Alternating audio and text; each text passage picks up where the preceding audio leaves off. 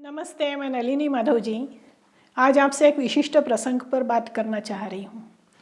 आज से 60 वर्ष पूर्व एक बहुत महत्वपूर्ण घटना घटित हुई थी।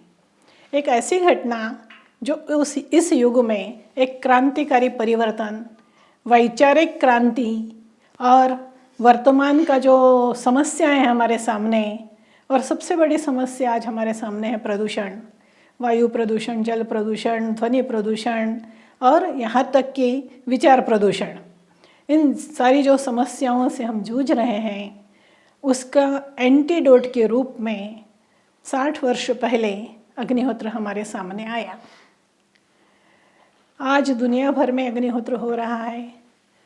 कई देशों के लोग, अलग अलग भाषा बोलने वाले लोग, अलग अलग धर्मों के लोग, सब जगह के लोग, काले गोरे, सब लोग अग्निहोत्र कर रहे हैं।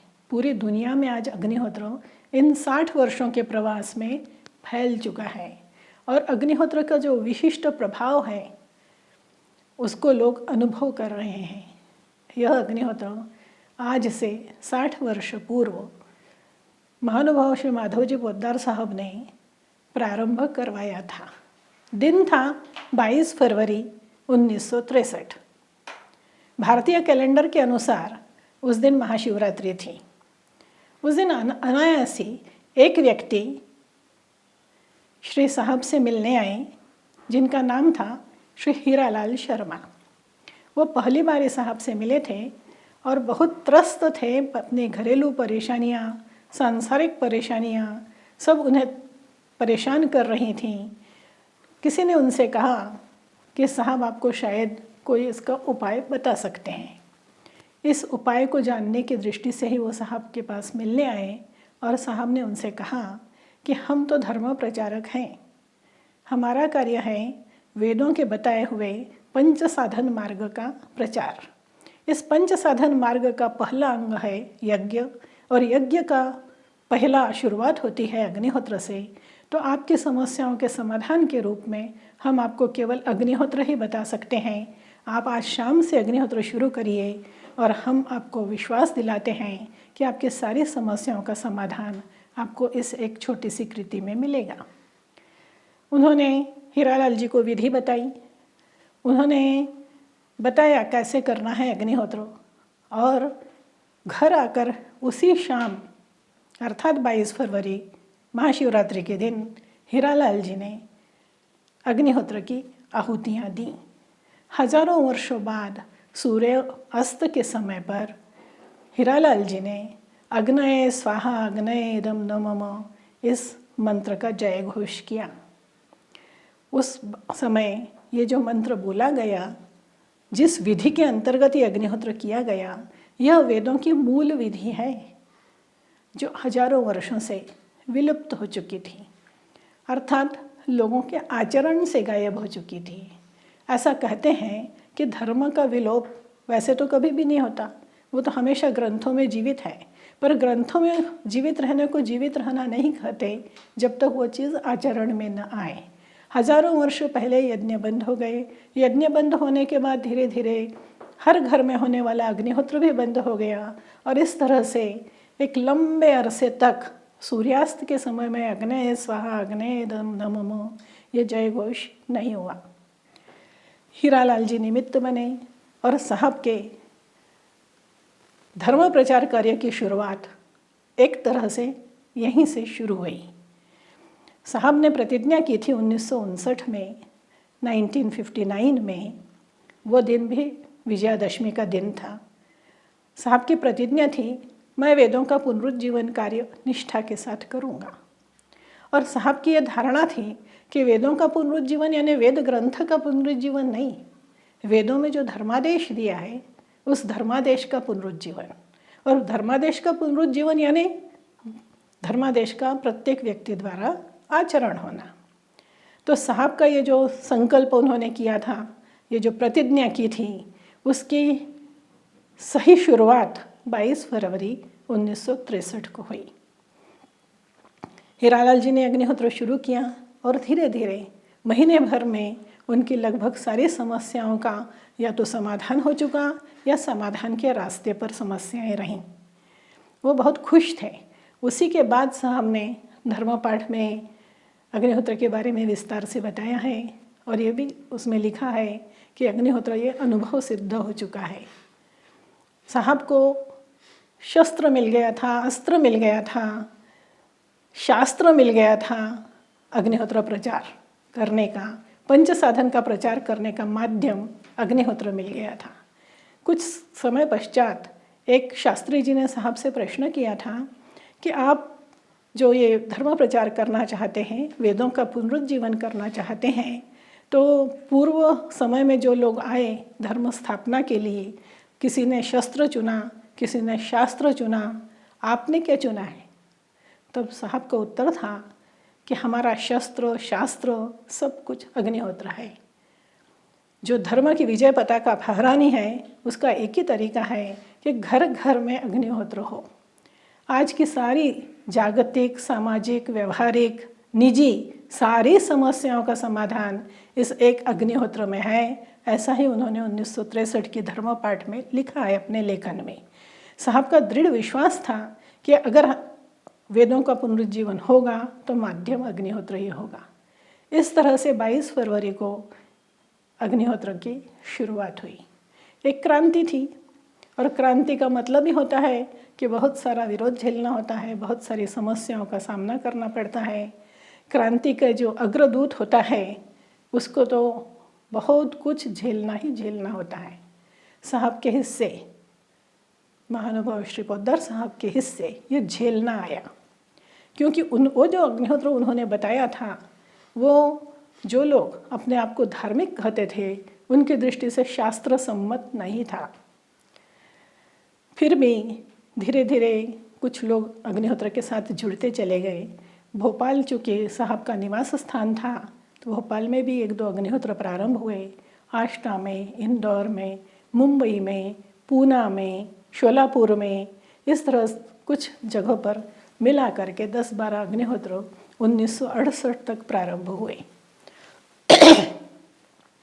1968 में एक दृष्टांत साहब को हुआ और साहब ने सोचा कि अब तक जो अग्निहोत्र सहजता से शुरू हुए बगैर किसी प्रचार के, तो अब इस काम में जुटना है। ये जो सारा समय है यह साहब ने बिल्कुल निर्वासित जीवन जैसा कहते हैं वैसा बिताया था।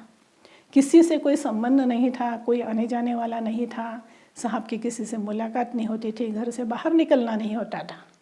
पर 68 में उन्होंने अपने उस जीवन को तिलांजलि दी और घर से बाहर निकलना शुरू किया। लोगों के यहाँ जाकर अग्निहोत्र की जानकारी देना शुरू किया। सवेरे एक प्रभात फेरी शुरू की। वो अग्निहोत्र को जन जन तक पहुँचाने के कार्य की शुरुआत मानी उन्होंने। वह भी फरवरी का ही महीना था। और ये जो कार्य फिर जो शुरू हुआ तो इसमें धीरे धीरे नए नए लोग जुड़ते चले गए। अग्निहोत्र के अनुभवों ने जो लोग अग्निहोत्र से जुड़े उनको अग्निहोत्र प्रचार के लिए प्रेरित किया और विस्तार शुरू हो गया। जो फरवरी में कार्य की शुरुआत हुई 68 में, तो अगस्त तक 100 अग्निहोत्र प्रारंभ हो चुके थे। इसमें महाराष्ट्र के भी बहुत सारी जगहों के लोग थे। इसमें बहुत सारे वो लोग थे जो साहब के सद्गुरु से जुड़े हुए थे। साहब जिन परम सद्गुरु की आज्ञा से साहब ने प्रतिज्ञा की, जिनकी आज्ञा से उन्होंने इस कार्य को शुरू किया और जिनकी आज्ञा से वो अपना प्रत्येक क्षण जीवन जी रहे थे, उन सद्गुरु के बहुत सारे शिष्यों को सद्गुरु ने साहब के पास भेजा अग्निहोत्र जानने के लिए। फिर भी बहुत सारे ऐसे लोग थे वहाँ जिनको ऐसा लगता था कि साहब ने अपने मन से कुछ तो भी शुरू किया है। ये जो शुरू किया है ये शास्त्र सम्मत नहीं है, वैज्ञानिक नहीं है, धार्मिक तो कहीं से भी नहीं है। और इसीलिए उन लोगों ने अग्निहोत्र को नाम दिया पोद्दार साहब का अग्निहोत्र। इसी नाम से अग्निहोत्र की चर्चा महाराष्ट्र में हुआ करती थी। पोद्दार साहब का अग्निहोत्र इसलिए कि न तो धोती पहनने का आग्रह है, न चोटी रखने का आग्रह है, न जनेऊ पहनने का आग्रह है, न किसी जाति का आग्रह है, कुछ भी नहीं। हर कोई उठ करके अग्निहोत्र कर सकता है। ऐसा अग्निहोत्र कैसे? पर धीरे धीरे अग्निहोत्र ने अपने लिए वातावरण बनाया। अग्निहोत्र के अनुभवों ने जनता को जोड़ना शुरू किया। जो 100 की संख्या थी उसको 1000 होते समय नहीं लगा। और ये देख करके अग्निहोत्र के प्रभावों से प्रभावित होकर के जिन लोगों ने पोद्दार साहब का अग्निहोत्र कह करके उसके हंसी ठिठोली की थी, उसको बहुत हल्का समझा था, उनको भी अग्निहोत्र की ओर आना पड़ा।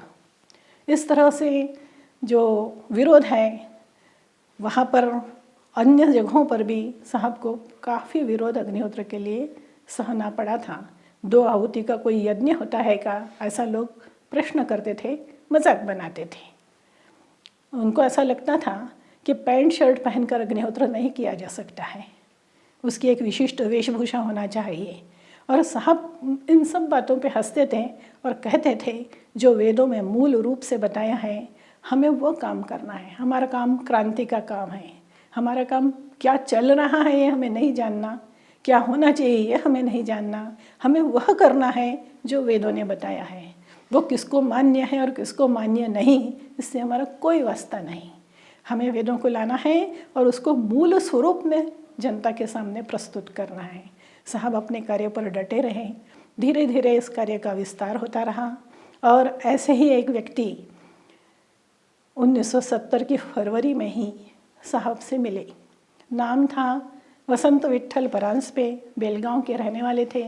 उन्होंने इच्छा प्रदर्शित की कि मैं अग्निहोत्र का प्रचार करना चाहता हूँ। साहब ने उनसे कहा कि हमारे यहाँ का पहला नियम है कि जो आपको लोगों को उपदेश करना है वो पहले आपके आचरण में होना चाहिए। अगर आप अग्निहोत्र का प्रचार करना चाहते हैं तो सर्वप्रथम अग्निहोत्र शुरू कीजिए, फिर प्रचार कीजिए। साहब के कथनानुसार 3 मार्च 1970 को परांजपे जी ने अग्निहोत्र शुरू किया। फिर आगे कुछ समय उन्होंने भारत में प्रचार किया अग्निहोत्र का और 1972 में वो अमेरिका चले गए अग्निहोत्र प्रचार के लिए। वहाँ जाने पर भी उन्होंने यह अनुभव किया कि सारी ज़मीन तैयार है प्रचार के लिए और लोग, वातावरण इस संदेश को ग्रहण करने के लिए तैयार हैं। इस तरह से बाहर प्रचार शुरू हुआ और 74-75 तक 40-50 अग्निहोत्र विदेशों में भी शुरू हो चुके थे। और आज की स्थिति यह है कि इन 50 वर्षों में अग्निहोत्र विदेशों में भी जगह जगह फैल चुका है, लोगों के आचरण का हिस्सा बन चुका है। वो कल्पना तक नहीं कर सकते हैं बगैर अग्निहोत्र के जीवन की। तो इस तरह अग्निहोत्र का विस्तार होता गया। जो पहला अग्निहोत्र शुरू हुआ था 1963 में, इसके 9 वर्ष बाद भारत से बाहर अग्निहोत्र गया। इस समय में ये जो सारा समय था 1974 में साहब का निर्वाण हुआ। तब तक जो भी कार्य हुआ साहब के निर्देशन में हुआ, साहब की पद्धति से हुआ और यही पद्धति फिर आगे विश्व भर में लागू हुई, जिसमें समानता थी, किसी भी प्रकार का कोई भेदभाव नहीं था, निःशुल्क अग्निहोत्र प्रशिक्षण था, क्योंकि धर्म पर सबका अधिकार है। कोई चीज़ हमें पहले पता चली तो हमारा कर्तव्य है कि हम उसको आगे वाले तक पहुंचाएं। तो साहब की पद्धति से इस सारे प्रचार को गति मिली। ये होते हुए भी एक चीज़ की कमी रह गई। उसी कमी की वजह से मैं आज आपके सामने यहाँ पे बैठी हूँ विषय को बताने के लिए कि अग्निहोत्र तो सब जगह फैला, पर अग्निहोत्र का जो इतिहास है वह कई जगह छिपाया गया, कई जगह उसको व्यक्त नहीं किया गया और न यह बताया गया कि अग्निहोत्र किसके प्रयासों का परिणाम है। ईश्वर योजना रचते हैं, ईश्वर व्यवस्था करते हैं, ईश्वर का संदेश वाहक कोई न कोई होता है जो मनुष्य रूप में हमारे सामने आता है और हमें वह संदेश देता है। परंतु वो संदेश देते समय में उस मनुष्य को बहुत सारी दिक्कतों का सामना करते हुए अपना जीवन यापन करना पड़ता है। जो संदेश हमें मिला उसके लिए हमको हमेशा उस व्यक्ति का भी आभारी होना बहुत ज़रूरी है जिसने बहुत सारे कष्टों को सह करके हमारे जैसे मनुष्य होकर के भी अपनी जो जवाबदारी थी, अपना जो दायित्व था, उसको परिपूर्ण ढंग से पूर्ण किया। अग्निहोत्र प्रचार के साथ ये नहीं हो पाया है। लोग आज जानते ही नहीं कि अग्निहोत्र पोद्दार साहब के माध्यम से उन तक पहुंचा है। शुरुआत में जो पोद्दार साहब का अग्निहोत्र कहा जाता था, उसको 3-4 साल बाद उसमें से ये विशेषण हटा दिया गया, क्योंकि ऐसा लगने लगा कि अरे अग्निहोत्र को तो मान्यता मिल रही है, इसका मतलब ये तो प्रचार होगा और ये बढ़ेगा, इसका मतलब इनका नाम बढ़ेगा। इससे बेहतर ये कहो कि श्री जी ने अग्निहोत्र बताया है। और इस तरह से साहब का नाम हटा करके कोई व्यक्ति अपना नाम तो बता नहीं सकता था, क्योंकि वो 1963 में था ही नहीं बताने के लिए। तो किसी व्यक्ति का नाम आने के बजाय फिर क्यों ना श्री जी का ही नाम लिया जाए। अग्निहोत्र श्री जी का ही बताया हुआ है। कार्य का प्रथम संकल्प जो है वो श्री जी का ही है। वेदों का पुनरुज्जीवन कार्य करूँगा, श्री जी ने ही पहले प्रतिज्ञा की है। साहब की प्रतिज्ञा उसके कई वर्ष बाद है कि मैं श्रुति का पुनरुज्जीवन कार्य निष्ठा से करूँगा। साहब का जो कुछ भी है वो सब श्री जी का दिया हुआ है। ऐसा साहब अपनी पुस्तकों में कहते थे, अपने भाषण में भी कहते थे। तो सारा ज्ञान जहाँ से मिला उन्होंने तो बताया, पर प्रत्यक्ष में आपको, हमको किसने बताया, किसने लिया? उसके लिए जो कष्ट सहना होते हैं वो किसने सहे? कौन आगे रहा? कौन ने दुनिया की मार झेली? वो श्री जी नहीं है, वो सिर्फ साहब है, अकेले साहब। तो कहीं तो भी एक तकलीफ होती है कि ऐसा क्यों है कि जिसने सब इस तरह से सहा उसके प्रति कृतज्ञता है, कृतज्ञता की जगह। कृतज्ञता का मतलब होता है आभारी होना। इसका विपरीत क्यों है? क्यों नहीं है उनका नाम? होना चाहिए। जो अग्निहोत्र करता है उन सब को, चाहे वो दुनिया के कोने में कहीं पर भी करता हो, साहब के प्रति कृतज्ञ होना चाहिए। साहब व्यक्ति पूजा में विश्वास नहीं करते थे। साहब ये नहीं चाहते थे कि लोग उन्हें माने। साहब ये नहीं चाहते थे कि किसी भी प्रकार का ढोंग पाखंडपन पे उन्होंने कोई दावेदारी नहीं की है अपने विशिष्ट होने की। कोई भी व्यक्ति जब उनसे मिलने आता था उसको झुक के नमस्कार तक नहीं करने देते थे। वो कहते थे हम और आप बराबरी के हैं, क्यों झुकते हो? झुकना है तो ईश्वर के सामने झुको। साहब ने कुछ भी नहीं चाहा है, पर कहीं तो भी एक तकलीफ होती है कि जहाँ उनका नाम आना चाहिए वहाँ किसी किसी के नाम आते हैं। यह तकलीफ देह है। तो हम आपको ये ध्यान रखना पड़ेगा कि हम ये बात अपने तक सीमित न रखें। हम हमेशा 22 फरवरी को अग्निहोत्र जयंती मनाते हैं पिछले कई सालों से। मैं आज आप सबसे निवेदन करना चाहती हूँ कि और ज़ोर शोर से इस अग्निहोत्र जयंती को मनाएं। ज़्यादा से ज़्यादा लोगों तक पता चलने दें कि पहला अग्निहोत्र 1963 के 22 फरवरी को शुरू हुआ था और श्री साहब ने इसे शुरू कराया था। अग्निहोत्र दिवस तो कोई भी हो सकता है।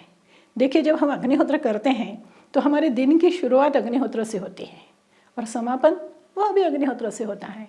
प्रत्येक दिन अग्निहोत्र दिवस है, क्योंकि बगैर अग्निहोत्र के हम दिन की ही कल्पना नहीं कर सकते। तो अग्निहोत्र दिवस तो हर कोई है, उसमें से मनाने के लिए जो चुनना चाहें चुन सकते हैं, पर जयंती वो तो एक ही है, इकलौती।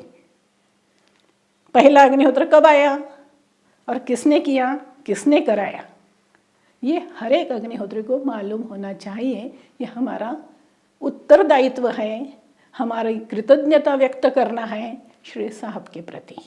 तो निवेदन है कि इस बात का ध्यान रखें। ये एक बहुत ही महत्वपूर्ण प्रसंग है। ये अग्निहोत्र, अभी जो कुछ हमने अग्निहोत्र को अनुभव किया है, इससे कई ज़्यादा अनुभव हम आने वाले समयों में करेंगे। आज की सारी जागतिक समस्याओं का समाधान अग्निहोत्र है। अग्निहोत्र पर्यावरण प्रदूषण का एंटीडोट है और दूसरी कोई चीज़ किसी के पास नहीं है जो प्रदूषण का समाधान कर सके। तो चलिए अपन मनाते हैं अग्निहोत्र जयंती ठाठ से साहब के नाम के साथ। धन्यवाद।